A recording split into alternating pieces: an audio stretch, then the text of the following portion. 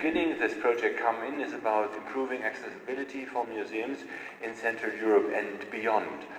And we have this conference, on the one hand, to get input, to see what are good practices and what do other peoples in this field and what might be transferable for the questions we are concerned with. And now we turn it the other way around, because now we give input to you, and what we want is to get your reaction, because of course we are not only sitting together and trying and finding out what goes on, but we are also producing documents and core outputs and all that. So what we are going to present now is the Come In guidelines and service chain for accessible and inclusive museums. So the project is now 18 months old, Anna, about that, yes. So we have half time, and what we have produced so far is not only those guidelines, but they are really a core output. That we said what we want to have is guidelines for museums, how to improve accessibility, and all this goes along the so-called service chain. So when Linda said but your homepage is very important, because this is the visiting card or the visitor's card. So this is really where we want to begin with our service chain and see what can be done on each part of the service chain. The people who will be presenting us this are members of our team. So I'm very happy. I don't know who begins. Is it Ingrid, you who will? Okay, so you're already there. So it's Ingrid Pamme from Austria, and then comes Gilberto, yeah, and who will continue, and he also will be now there on the on the Bühne, blimey, and they will now start with the first results, which are openly being presented from our project. I know what you will present, but I'm very looking forward to your reactions. So Ingrid and Gilberto, start. So thanks. I try this way because I have a lot of gestures normally, so it's better not to touch the micro. Okay, as Matthias already introduced, this is what we are presenting now is one of the outputs we did already in the project, and it's a pleasure for me to present. Although I have to say that we worked, you know, we have a partnership with institutions for people with disabilities, museums, and NI and BBZ from Austria as training institutions. So the content we are presenting now is really elaborated of all of these, and especially from the institutions, from the self-representatives for people with disabilities.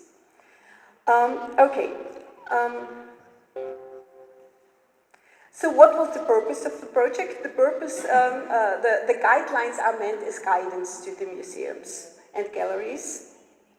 They should develop the widest possible access conditions for everyone.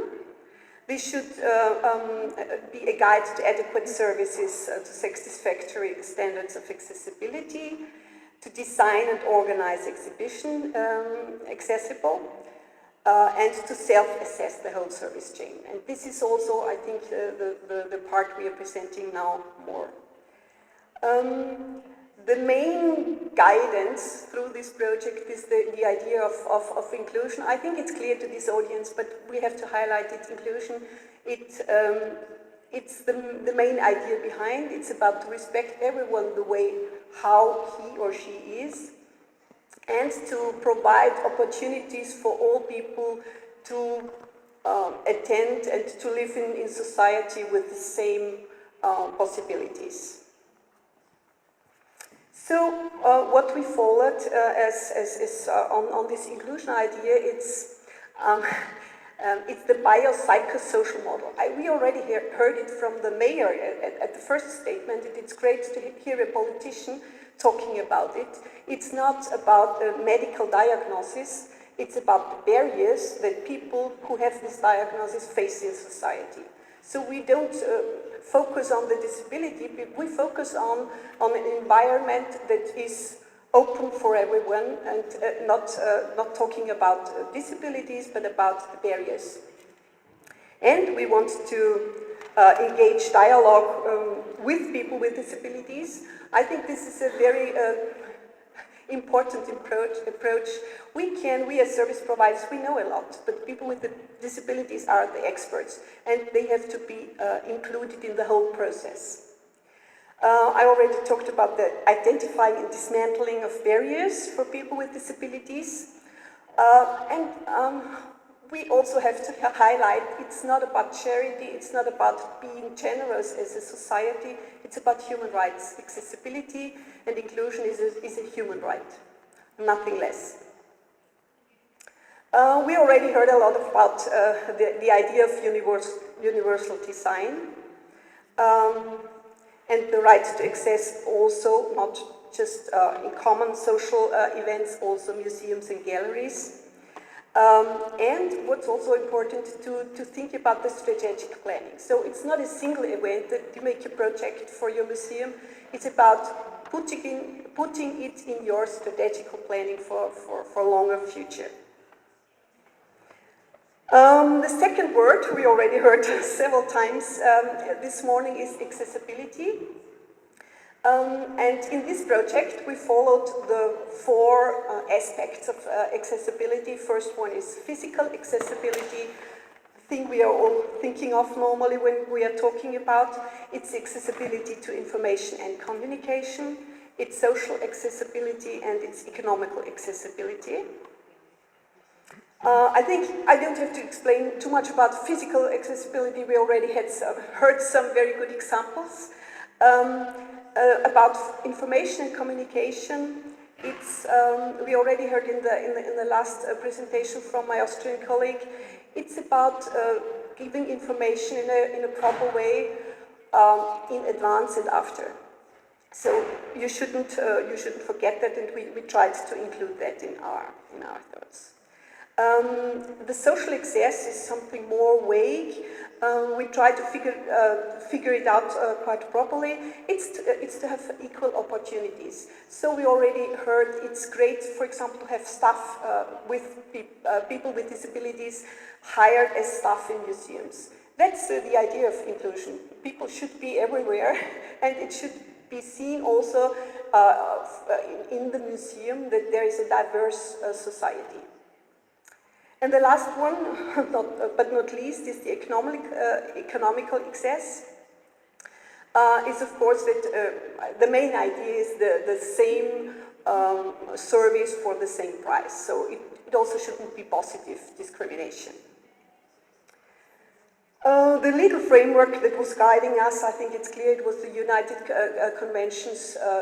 Nations Conventions of Rights for People with Disabilities, the European Disability Strategy, and the national laws. We don't go into detail for that. And we also cover in our guidelines appropriate wording or some communication aspects.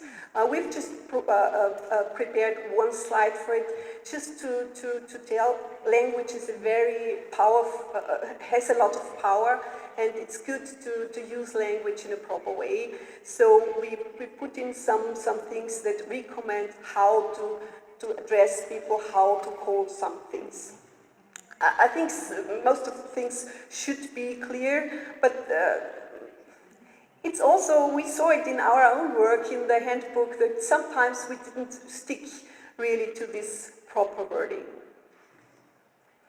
As we already heard from Matthias, the service chain, I think you will be probably familiar with the service chain because you come from the museum sector. The service chain guided us and is the most important tool we are using for our guidelines. I think you already know it's about input. It tackles all the subjects that are necessary or important for museums. So it's the input, the information before coming to a museum. It's about the arrival. It's about the entrance. It's about a cash desk or a wardrobe if there is one. It's of course the core is the exhibition area. It's about toilets. If there are some shops, the shops, and then also the output. So these are the things you have to consider, and you have to make barrier-free or accessible. We tried to prepare the guidelines along this service chain and with the and made a match with the four items of four subjects of accessibility. So we combined the service chain elements and cross-checked it with the key aspects of accessibility, that means physical, social, information, and economical. You will see in the next slides how it could look like. This is a matrix we prepared. We told you it should be also an assessment tool, a self-assessment tool for museums. So we put here, you see in the lines, all the parts of the service chain, the input, the arrival, the entrance, and then in the columns you have the physical access, the information access, and the social access and economic access. So this is the whole matrix, and then to fill it with content we went into detail.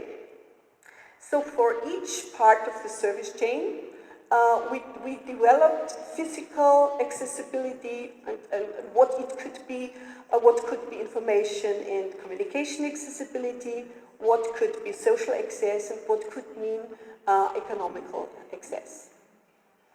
And I won't go through all of these slides because it will be too extended, but we could take just the first one with the input. So this is the information before you come to the museum. We said there is no physical accessibility necessary because it's not a physical approach. But for the information and communication access, we already had recommendation from the colleague from Tactile Studio. It's very important to deliver information in a proper way for this web access, A, AA, AAA, and so on. You could also have web pages with video and video components, sign language, and so on. Information in simplified language, a very important thing that is very often not really considered, and also accessible design of printed information. And what we put first, and that's also important, to have an accessibility statement. So as a museum, you should give the visitor in advance information about the museum. That the person can know, for example, the width of a door, the space to move in the toilet or in the wardrobe. So the person can choose in advance under which conditions they can use and visit the museum. And this statement is a very important part of information. For the social access, we said participation and collaboration with people with disabilities is a main factor, and also for the other way, schools inclusion policies, and of course for the economical free of charge info or equal service for equal price. So that's one example, and for the matrix we prepared for the museums, and the museums can go through with this matrix to the museum and through the whole service chain to see how accessible you are. Now I give the floor to my colleague, Gilberto.